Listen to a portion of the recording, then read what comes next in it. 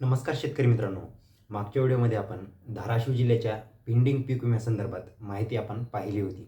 त्यामध्ये बऱ्याच तालुक्यामध्ये पीक विम्याचं वाटप झालं होतं व जे उर्वरित तालुके होते आपण त्यांची देखील डेट सांगितली होती. किती तारखेला पैसे भेटू शकतात हे देखील सांगितलं होतं. तर ती त्या व्हिडिओला तुम्ही पाहिलेच असेल अशी आशा करूया. त्याचबरोबर अजून काही महत्त्वाचे अपडेट्स पीक विम्यासंदर्भात व जे अनुदान आहे तुमचं अतिवृष्टी नुकसान भरपाई त्याच्या संदर्भात काही अपडेट्स आहेत ते आपण व्हिडिओच्या मार्फत जाणून घेण्याचा प्रयत्न करणार आहोत.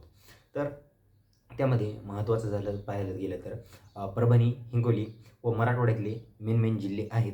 त्याचबरोबर बाकी उर्वरित विदर्भातले देखील काही जिल्हे आहेत. हे जिल्हे आपण व्हिडिओच्या मार्फत कव्हर करण्याचा प्रयत्न करू. होतील तेवढे जिल्हे आपण कव्हर करू. तर व्हिडिओला सर्वप्रथम तुम्ही आला असाल तर चॅनलला लाईक, सबस्क्राईब व शेअर करून घ्या. त्याचबरोबर माझ्या डाव्या साईडला जे काही बेल आयकनचं बटन दिसतंय त्याला देखील दाबा. म्हणजे तुम्हाला पीक विमा व शेती संबंधित ज्या काही नवनवीन अपडेट आहेत त्या सर्वात लवकर भेटून जातील. तर चला आपण वेळ वाया न घालवता व्हिडिओला सुरुवात करूया. आणि सर्वात अगोदर आपण एक हिंगोली जिल्ह्यातील वसमत तालुक्यासंदर्भात एक अपडेट आहे ती आपण अपडेट जाणून घेऊ. उर्वरित आपण बाकीच्या आपल्या व्हिडिओला सुरुवात करू.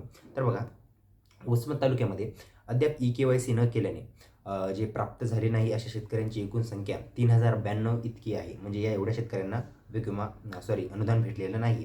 तसेच सदर शेतकऱ्यांचे 1.69 कोटी इतके अनुदान प्रलंबित आहे.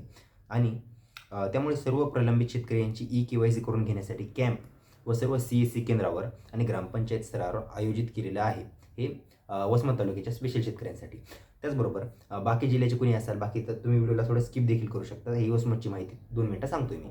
यामध्ये EKYC पोर्टल हे सकाळ आणि संध्याकाळ व्यवस्थित चालत आहे. इतरत्र चालत नाही. म्हणजे दुपारी जर तुम्ही सेवा केंद्रावर किंवा ग्रामपंचायतीच्या तिथे गेलात तर ते सेवा केंद्र लोड असल्यामुळे चालत नाही. याबाबतची तुम्ही खात्री घ्या.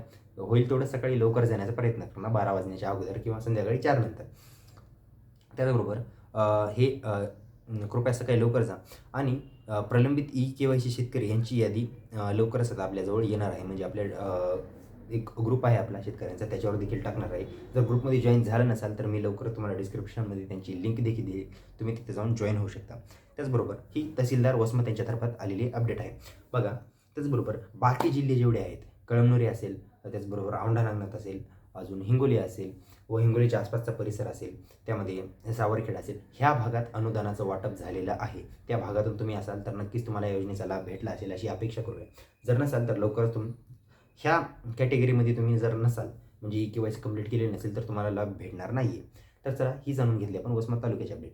आता बघा, बाकी जे धाराशिवचा जे उर्वरित पीक विमा आहे तो पीक विमा बरेचसे शेतकरी म्हणत होते की बाबा आम्हाला भेटलेला नाही आहे. म्हणजे आमच्याच भागामध्ये दुसरीकडे वाटप झाले पण आम्हाला अद्याप वाटप झाले नाही. याबाबत कारण काय? तुम्हाला देखील पीक विम्याचं वाटप होणार आहे. उर्वरित पीक विमा तुमचा 10 डिसेंबर अगोदर तुमच्या खात्यावर जमा होऊन जाईल. याबाबत तुम्ही निश्चिंत राहा. यामध्येच इलेक्शन देखील येत आहे. म्हणूनच बऱ्याचशा शेतकऱ्यांच्या डोक्यात प्रश्न होता की बाबा इलेक्शनमुळे पीक विम्याचं हे वितरण जे आहे ते खंडित होऊन ते लांबणार तर नाही. 99% तर गॅरंटी आहे की इलेक्शन व हिवाळी अधिवेशन लागण्या अगोदर, त्याचबरोबर आचारसंहिता लागण्या अगोदरच तुमचे सर्व पैसे तुमच्या खात्यावर येऊन जातील. याबाबतची तुम्ही कुठल्याही प्रकारची काळजी करू नका. तर बघा, ही धाराशिव जिल्ह्यासंदर्भात अपडेट होती. त्यामध्येच उर्वरित बाकी जिल्हे जे आहेत, नांदेड असेल, परभणी असेल, त्याचबरोबर यवतमाळ असेल, संभाजीनगर असेल, त्याचबरोबर जालना असेल. जालन्याची एक महत्त्वाची अपडेट, जालन्याचा फळपीक विमा शेतकऱ्यांच्या खात्यावर मागच्या आठवड्यामध्ये काही प्रमाणात जमा झालेला आहे. जालना जिल्ह्यातले व छत्रपती संभाजीनगरच्या आसपासचे कोणी शेतकरी असाल तुमच्या खात्यावर फळपीक विम्याचं वितरण झालेलं असेल, जमा झालेलं असेल तर कृपया कमेंट देखील करा. म्हणजे बाकी शेतकऱ्यांना तुमच्या मदत होऊन जाईल.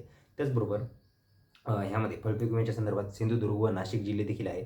यामध्ये बरेचसे शेतकरी बघा, आम्ही मागच्या व्हिडिओमध्ये देखील सांगितलं, काही शेतकरी हे सर्वे दरम्यान त्यांना यादीतून वगळण्यात आलेलं आहे. म्हणजे थोडे होत नाही, खूप जास्त प्रमाणात शेतकरी आहेत. एक्झॅक्ट संख्या मी मागच्या व्हिडिओमध्ये सांगलेली आहे, सध्या माझ्याकडे अवेलेबल नाही आहे.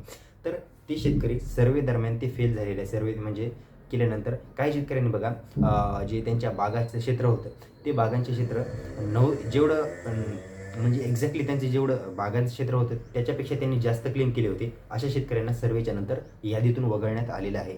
कृपया असं जर तुम्ही करत असाल तर करू नका, कारण ह्यानंतर तुम्हाला कुठल्याही गोष्टीचा लाभ भेटणार नाही व कारवाई देखील होऊ शकते. याबाबतची काळजी घ्या. तर ही ह्या जिल्ह्यांसंदर्भातची महत्त्वाची अपडेट होती. ह्याच्यानंतर अजून ज्या काही अपडेट येतील त्या देखील आपण पुढच्या व्हिडिओच्या मार्फत जाणून घेऊया. तोपर्यंत व्हिडिओ इथपर्यंत माहितीचा वाटला असेल, व्हिडिओला जास्तीत जास्त लाईक करा, शेअर करा, सबस्क्राईब करा. अशीच माहिती घेऊन भेटूया पुढच्या व्हिडिओमध्ये. तोपर्यंत नमस्कार.